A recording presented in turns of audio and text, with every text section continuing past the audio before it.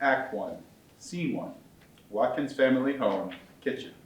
The name of the show, the play, is Tranztrans. The story is about a couple. They both are recovering addicts, and they have a child who is identified as transgender. Gary? Not in the mood. Open the door. No. Boy! Gary bursts out of the room. Really, Mom? It's Simone. Simone is my name now. Can you at least get that right? This child is 14 years old, and they are dating a transitioning teenager of the same age whose parents have approved them to go through taking puberty blockers. The character I'm playing, Miriam, she does not agree with it. I don't have a problem with gay, trans, poly, whatever. It's the puberty blockers, the chemicals, that's my problem. I'm sorry you're such a fucked up user. Hey! I'm not gonna fuck up my body for you. Okay, let's just... You coward. At least I'm not afraid to be who I am. Me neither. My name is CASSIDY MCCAMMON. I play Gary Simone. It's been really special, especially being involved with something so beautiful written by MINKA, that she's done such a phenomenal job of capturing just such a precise moment of family turmoil. My name's KIEL. I'm doing the stage directions. At times the play feels a little claustrophobic, and I think it hits close to home no matter who's viewing it or how they're viewing it. Wasn't he Gary for 14 years? He's trans. I don't give a shit, Greg. Your nephew turned niece is not your child. Not your problem. Where else is she supposed to go? Somewhere else. My name is JACE, and I am playing the role of Gregory, who is Miriam's brother and Jesse's husband. One of the biggest things that resonates with me through this entire show is that it's difficult to, even if I'm not the one talking or, Greg's not a part of the conversation, it's uncomfortable. And I think it's really important that it's uncomfortable, because this is a tough conversation to have. Say something. What's the point? When I do say something, it's too harsh. Now that I don't say anything, you want my opinion. I'm with Miriam, honestly. Since when? He's family, not our responsibility. He's not our child, Greg. Your sister has always been a train wreck. You've always cleaned up her messes, and now she's trying to be responsible for her own child, and you won't let her. They're both addicts. Hi, my name is ELLIOT. I'm playing the part of Jesse. I am Gregory's husband in the show.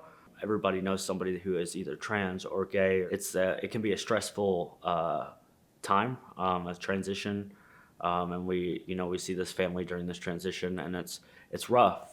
It's something that I think a lot of families can relate with these days. You didn't even say hello to me, young man. Well, is it still young man? Yes, Grandma. Eye makeup? Do you parents know you're wearing makeup? Do you know he's wearing makeup? His mother is going through a severe dementia, so she goes in and out of lucidity, and that she lives with them. Mom, no response. Lois, Yeah. Lois doesn't look back. how long you been shitting in the closet? Well, you need to fix your toilet. It gets backed up. Hi, my name is Cindy, and I play Lois. Lois is many things. Lois is that person that we may all become as we age, as our brains age, and some of them don't age in healthy ways. So she spends an awful lot of time being different characters. She can be very childish. She can be very obstinate. She can be extremely confrontational. She can be very, very lewd. So you kind of get taken through the story as her life is reflected in the dialogue. Different things she's done, different people she's been. But what Lois really is really, she's a great secret keeper. You mad at everybody. Mad at your mama for letting your daddy do whatever he did. You mad at your daddy for leaving your mama and taking it out on you. You mad at folks for hating you. You alive, ain't you? You right here on earth with everybody else, breathing free air and drinking free water. But that wasn't enough for you, though.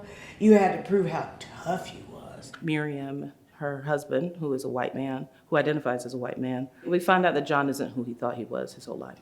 One night when I was about 10 years old, I remember my mother sitting by the fireplace in our house. It wasn't that cold out, but she built this huge fire.